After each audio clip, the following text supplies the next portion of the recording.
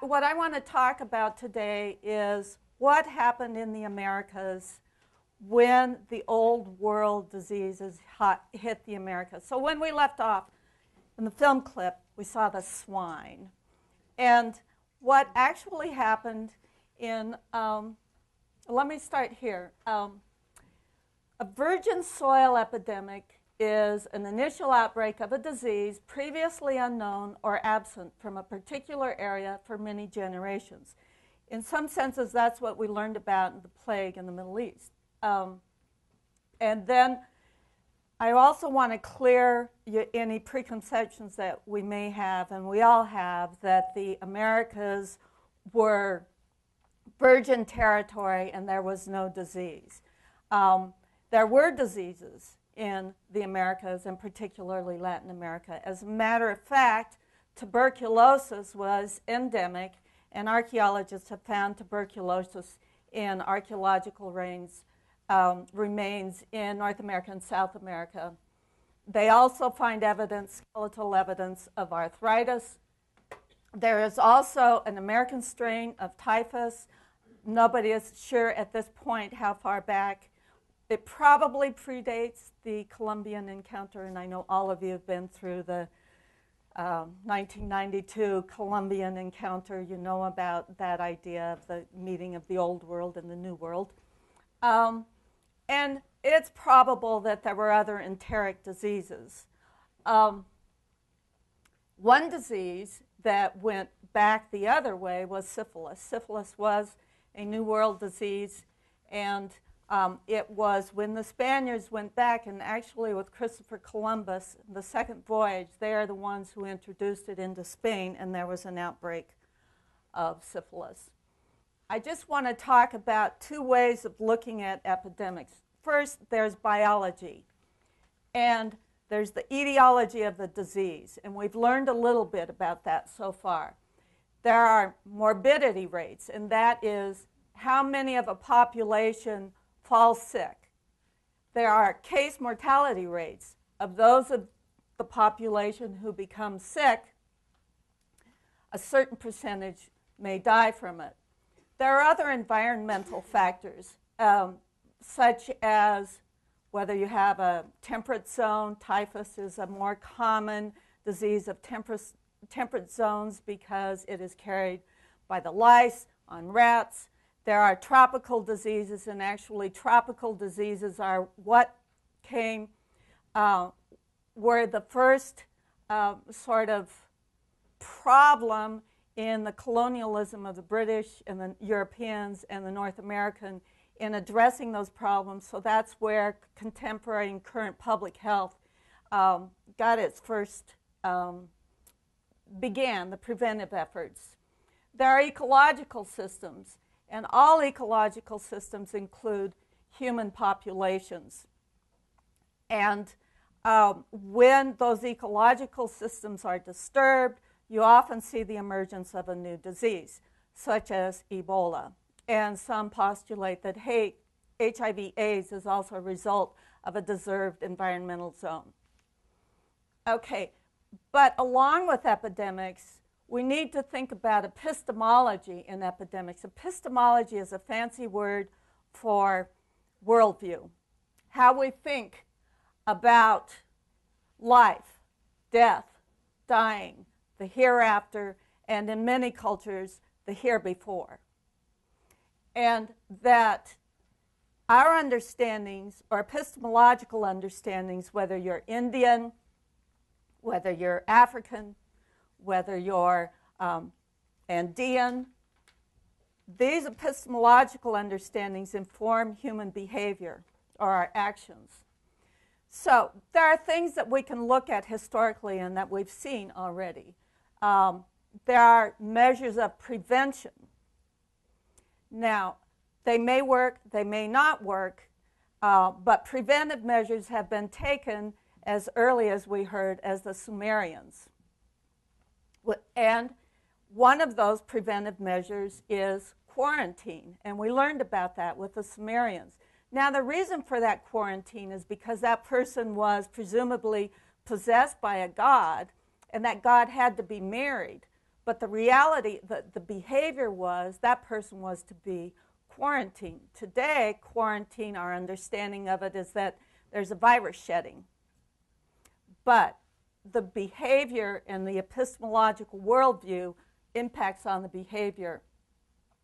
Other preventive measures are prayer and ceremonial responses to disease. We saw that with the smallpox goddess. And also, other responses are medicine, and herbs and other ingredients have been used for many, many years, millennium, to cure and prevent disease.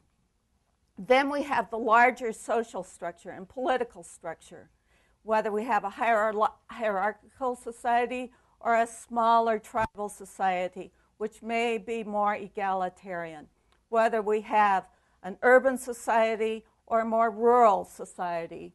And then how is social welfare understood? How is it distributed? And what about healthcare delivery? These are all issues that public health professionals need to take into consideration today in planning prevention against epidemics and in dealing with epidemics. So the first voyages from Spain into the New World, of course, was Christopher Columbus, 1492, sailed the ocean blue, and he arrived first in the Caribbean, and this is the Dominican Republic and Haiti. Just for those of you, this is Cuba, 90 miles from Florida. This is Puerto Rico. He arrives on Hispaniola, which is Dominican Republic and Haiti, with a few men. When he goes on to explore in these other areas in Cuba, he leaves a few soldiers in the settlement of Isabela. And he takes with him 6 native Taino Indians. And he returns to Spain with those Indians. It appears that syphilis was introduced probably on that first or second voyage. There was another voyage in 1494 where 1,000 Spanish colonists came, and they brought with them, there were several ships, several dozen ships. They brought with them cattle, swine, horses, chickens. So not only do we have the introduction of old world diseases, and they were involved in this, but we also had the introduction of animals and even some plants that then were the sources of zoonotic diseases, and they passed from the animals to the populations there. Oh wait, wrong thing. There's a worldview. This is among the Hispaniola. I just want you to look at this. This is a combination of male and female. I think you can figure it out. And there is a central or a fifth dimension. And so the population of Hispaniola at the time of contact, there are some estimates. I'm not even going to go with the high estimate. Cook and Boer estimated that there were 10 million people on that island. And that estimate was a retrospective study. Epidemiologically, it works mathematically. It was completely rejected. The low estimate is that there were 230,000 people on the island. By 1650, there were only 2,000 Taino Indians left on the island. And there were about 5,000 Spaniards. So there were a lot of changes. The material world, at the point of contact, there was Canuco agriculture, which is a system in which there were large mounds about like the size of this room, and there was mixed agriculture, so there was yucca, cassave, fruits. It was good. That was a kind of ecological system. Sweet potato, that's what batata is. By 1650, all of the activities had been shifted to gold mining in the central part of the island and sugar plantation farming. Gold mining took the Indians away from the farming, which meant the crops could not be tended, which meant that there was widespread famine. Introduction of sugar plantation disrupted the local economy, and somewhere along the way it provided a very good source and a place for mosquitoes, especially the Anopheles mosquito, to increase. And this is about the time that malaria appears in the New World. There's good evidence from recent manuscript collections from the Columbus expedition that suggests that smallpox may have been introduced as early as 1494. The social and political world changed. At the time of contact, there were large tribal units. There were 5 tribal units on the island with caciques, and they were called casigascos. By 1650, there had been huge migrations, forced migrations to work in the mines. Indians were reduced. There was widespread famine, and there had been a lot of epidemics moving through the island, introduced on several voyages, and the colonists coming in. Historians, and I'm trying to save you from all of the detail because they fight over it and they're looking over, well, this was probably typhus and this was surely smallpox, and no, smallpox didn't appear until 1518, but no, look, we found something new, and it really looks like there was a case of smallpox on this ship that came in 1494. We do know that the population, we do know that in 1508 there was a census taken, and there were 60,000 Taino Indians.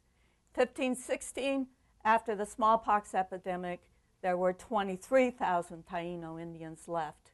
And by 1650, there were only 2,000 Taino left. And yet at the same time, the Spanish colonists are thriving. They too were affected by these diseases, and I'll explain how that worked later. So the epistemology of the worldview completely changed. You had, in the Taino worldview, you had the 4 cardinal points, and you had the sky, and which was the hereafter, and there was a 5th dimension that went down to the here before. And the the principal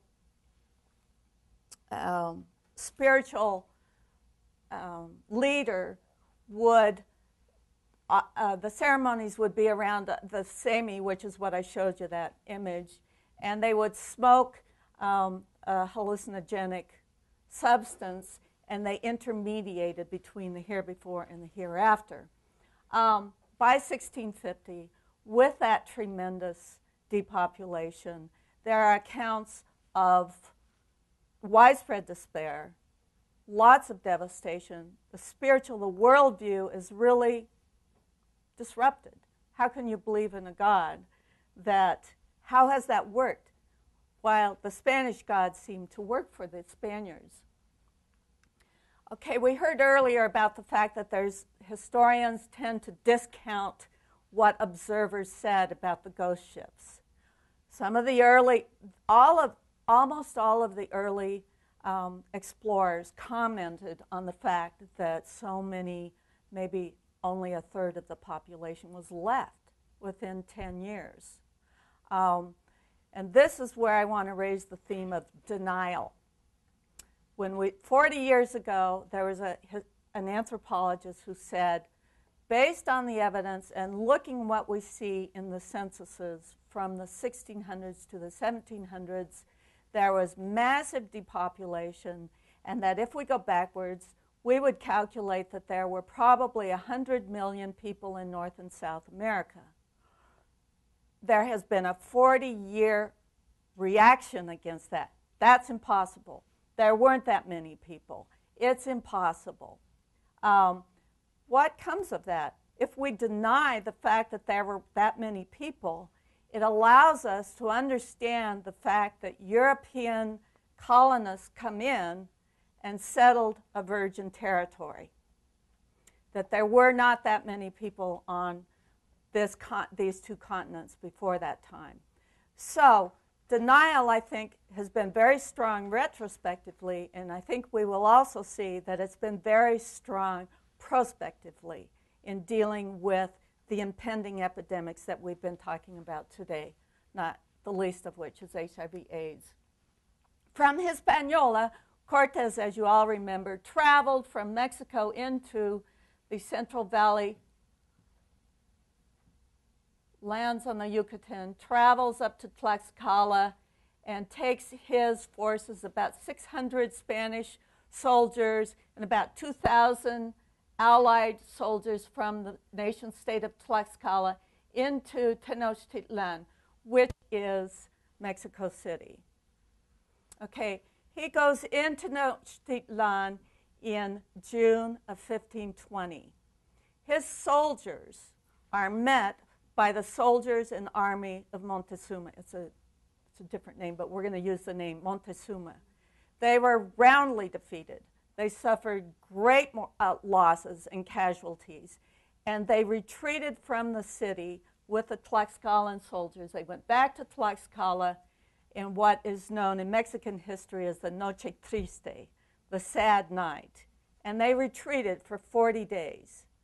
40 days later, they went back, and we know on that trip, there's historical evidence that smallpox was introduced into the city of Tenochtitlan. I would like all of the area studies coordinators to come up here, and they're going to be the Spanish. Lorraine and Aaron and Irving and Cristal and Rashid. I need 6 people up here. The rest of you are going to be the city of Tenochtitlan, and I would like you to stand. And Kasha? Yes, I need 6 of you to stand together. Okay. Right, I know what it's like after lunch. You just want to sleep. So if you would stand, please. All of you who are standing, sit down. And all of you who are seated, stand up. That's how many people are left in the city when Cortes comes back 6 months later in January. So there may have been higher mortality among the soldiers because they lived closer together. There certainly your ceremonial people, you can sit down now. There's no care of the sick. 90% of the population is sick, and the majority of them are sick at the same time. Okay, what happens with the Spaniards? They come in, they've been exposed to smallpox. So because smallpox by that time was primarily a childhood disease. Remember those spikes that we saw about measles? That's what smallpox was doing. But at that time, it only had, at the maximum, a 40% morbidity. So of this group, 2 of you are going to get sick. So Aaron and Rashid, you're sick. The mortality, the case mortality is the same, so half of them are going to die, 50 to 60%. So Rashid, you're out. So what happens? More Spaniards live relative to the virgin soil population. This is exactly what happened now. Smallpox is a particularly virulent disease. There's 50 to 60% case mortality. Measles came through. There's only 20% case mortality in that. Influenza is introduced. Swine and fowl influenzas, similar sorts of strains are introduced. Typhus is introduced. Typhus was more important in the highland temperate regions. Malaria is introduced. So there's, by 1650, there's this dramatic, I went back to the ink. I didn't mean to do that. There's Mexico. So in 1491, Tenochtitlan had roughly 10 to 12 million, supposed to be 1,000. And the entire Valley of Mexico, Central America, the population was estimated, a low population of around 10 million to 12,000. By 1650, the entire population of Mexico and Central America is down to 1,300,000. Thank you. And before they sit down, I want to thank this group. I think they've done a fabulous job. They do not get enough credit for what they do, particularly Lorraine, who has been very instrumental in organizing this. And I just want you to know, in the relative hierarchy of a university, they are staff. Faculty get all of the credit, but I think you would like to help me congratulate them on this fabulous program. Now, it is true that in the 1800s in North America, people knew enough to sell blankets that were infected with smallpox among the Indians. These things happened, but it was not intentional in the beginning. And these are isolated cases. So I would like to kind of get away from that biological warfare, terrorism in the Americas. So you can see some of the changes in the material world, in the social and political world, and in the epistemology.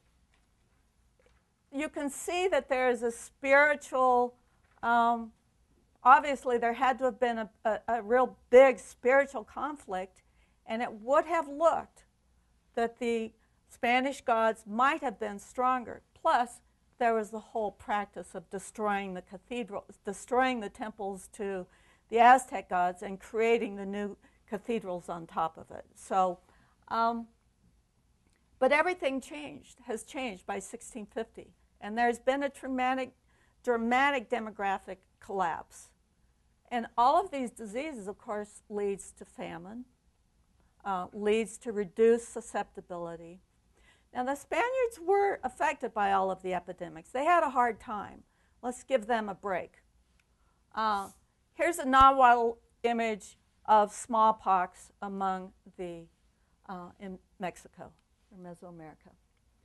What we saw an image of earlier was Pizarro's campaign into the Inca regions, or in South America. Dobbins, again, this person who came up with the estimate of 100 million people for North and South America, hypothesized that it was possible that smallpox spread into the region ahead of the first conquistadors, the ones who were writing history. That's hotly disputed, and the most recent research shows that maybe it wasn't smallpox. There aren't any mummies that show evidence of smallpox. It might have been typhus. But there is evidence that there had been a couple of epidemics that had moved through the empire before that time.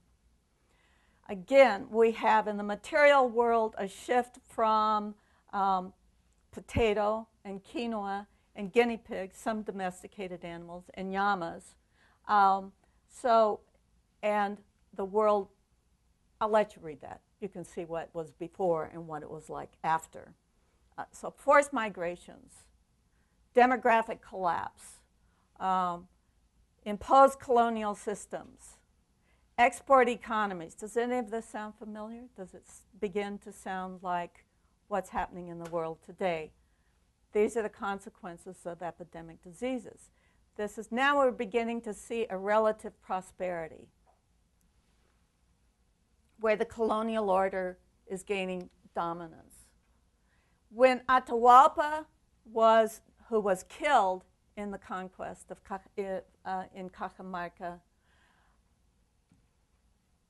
in an Inca text, a codex that was written about 100 years after, the symbol of it was that the earth refused to devour the Inca's body because he represented God.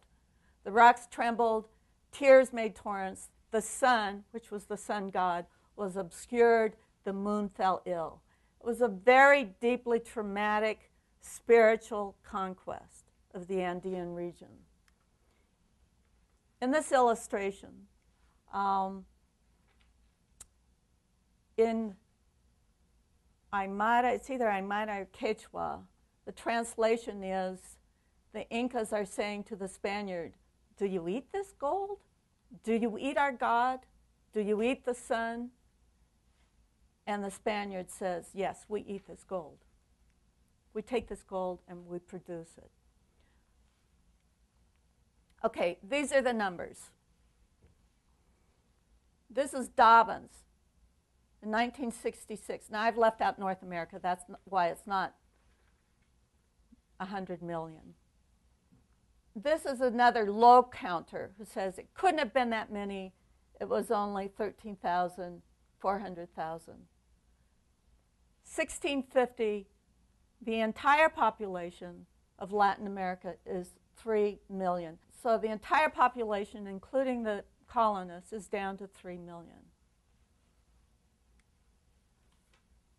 Here is all of New Spain, Mexico, Central America. When does the population begin to recover? 5,800,000 in 1800. It's not even recovered by 1700. When does it begin to happen in South America? 6,800,000. And we know those figures because by that time the Spanish colonial system was very good about counting and taking its tribute from the native people. Now we have 408 million people in South America. We have 98 million people in Mexico and Central America. So what can we learn from this historical epidemiology? All of you who were bored and have a hard time paying attention to history, it really has some, and I didn't mean to say that, but I know that sometimes the detail of history can be really difficult, just as the detail of biostatistics, believe me, can be a little difficult to understand as well. We can learn that ecological systems, when they're disrupted, human populations are integral to them. And when there are environmental transformations and ecological transformation, there is often the rise of epidemic disease. So, for instance, in Brazil, when the production of rubber and tapping the rainforest shifted to cattle ranching and encroaching on the rainforest in southern Brazil, there's a rise of Chagas disease, which is treptosoma, and it's pretty gross. It's like American sleeping sickness. That's right. Trade and trading networks and transportation, the ships and boats, the paths and roads, the Inca Trail, the ships from the old world to the new world, all of these paths spread the epidemic disease. We see that today. In tracking HIV/AIDS, now you're going to hear that there are exceptions to the rule, it has followed trade routes. It started first with the airplanes from a Canadian pilot or flight attendant travels to Haiti to a Club Med, introduces HIV/AIDS in Haiti. So this is happening throughout the world. We follow trucking routes, we follow HIV/AIDS. Introduction of new plants and animals. It's happening much more quickly, but it's happening. But you can see it happened very quickly in the Americas. It took a few weeks for the ships to get there instead of 24 hours. The markets, as we learned about Egypt, are completely disrupted. Circulation and flow of goods changes. Resources are diverted to exports. We have export economies in Africa, but they're not producing enough to sustain themselves. Excuse me for my stuttering, but so the source of prosperity and livelihood is all disrupted. Social conditions change. Settlement patterns are shifted to migrations. We see that with the huge refugee camps, not just in Africa, but in Eastern Europe and other parts of the world. We see social standing and relative prosperity, and this is very, very important today, unequal distribution of healthcare inequities. The Spaniards did a better job of surviving from the epidemic diseases, first because they were more exposed, and second because they had a history of nursing which the native people did not yet have, and because ultimately they were richer. They got all the goodies. They had enough food. And then we have differences between occupation and colonization. We have different system and political systems. So I want to go back to this issue of denial.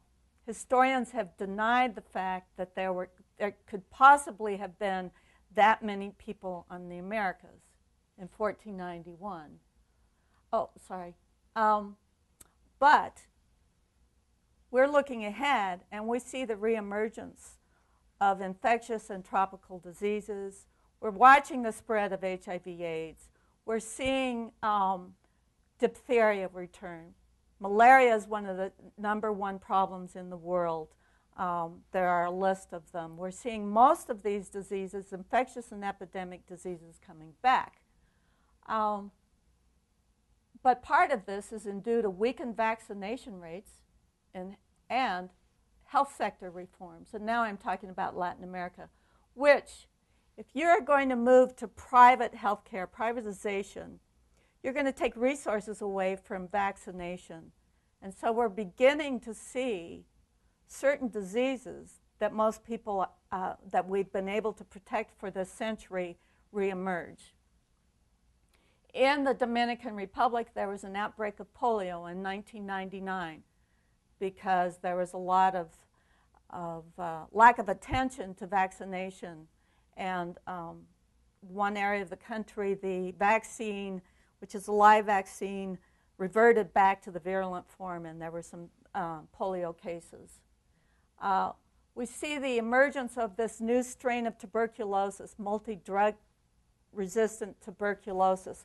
It's happened in many parts of the world. In the Dominican Republic, what happened is that Trujillo, during his administration or his dictatorship, said, we've conquered that problem. We no longer have tuberculosis.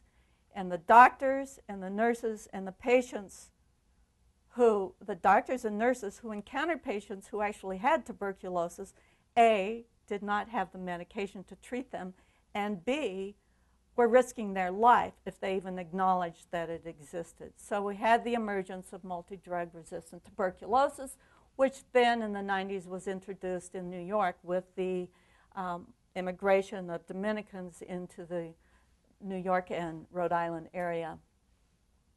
We have the situation of HIV/AIDS in Haiti. We have very high rates of infection in Haiti, and yet in the United States, a country of relative prosperity, we've done a much better job of keeping those rates down. And it has also happened on the same island in the Dominican Republic. They've done a good job of controlling the spread of HIV/AIDS. They've done a good job because they've had more resources. Haiti was a test case. Nobody knew what was causing it. They didn't know how to intervene. They've done a good job in the Dominican Republic. However, even in the Dominican Republic today, there is no treatment for those people who have HIV/AIDS. So the course of it is 1 or 2 years before the patients die, versus what it has become in the United States, a sort of chronic disease. Okay, so again, this denial, looking ahead, infectious disease and disease prevention. We want to look at this idea of high counters versus low counters in the past and looking ahead. We've seen the spread of HIV/AIDS worldwide. There was an epidemic of cholera in Latin America in 1991. Now, this is modern scientific age.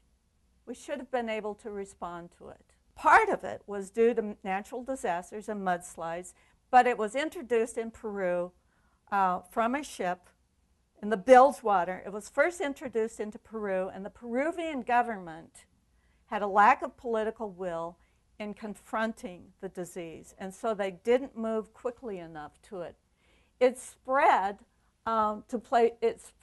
to Colombia, and in Colombia, here we see the uneven distribution of health care. The mortality rates were through the roof among the indigenous people, but they did a good job of controlling it among the urban people. That was a conflict between epistemologies. The Indian people were criticized because they didn't conform with the Western idea of health and medicine. They weren't medically compliant, even though it cost them a lot of money to travel into a clinic. There was clearly a racist discrimination in how that epidemic affected that country. So this is where issues of epistemology or worldview are very important. Let's see if I have that in there. This is denial. This is watching HIV/AIDS in Latin America, and it is not considered a hot spot. There's still a chance to intervene in that continent. It is, the focus right now is on Africa, China, Eastern Europe. It's rising in Latin America. This is a good point for prevention to begin. So this is where area studies come in. For effective intervention or prevention or treatment, you have to have specific knowledge of local knowledge, attitudes, and practices. This is called KAP in public health. You have to understand core epistemological concepts about life, about death, about dying, about the hereafter and the here before.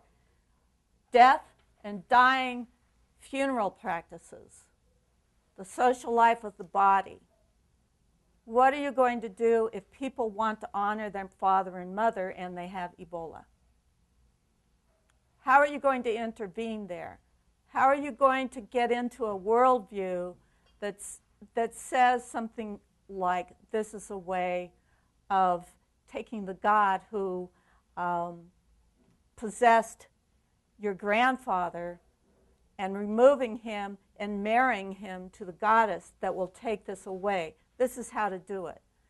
So it requires expertise from area studies. It requires knowledge of language. We heard about philology. It requires knowledge of culture. We saw about the smallpox god in South Asia, even history, religion, politics, economics, disease prevention, and response to the coming epidemics is something that belongs to all of us, that we need to work together, and that is sort of the focus of this institute and this workshop.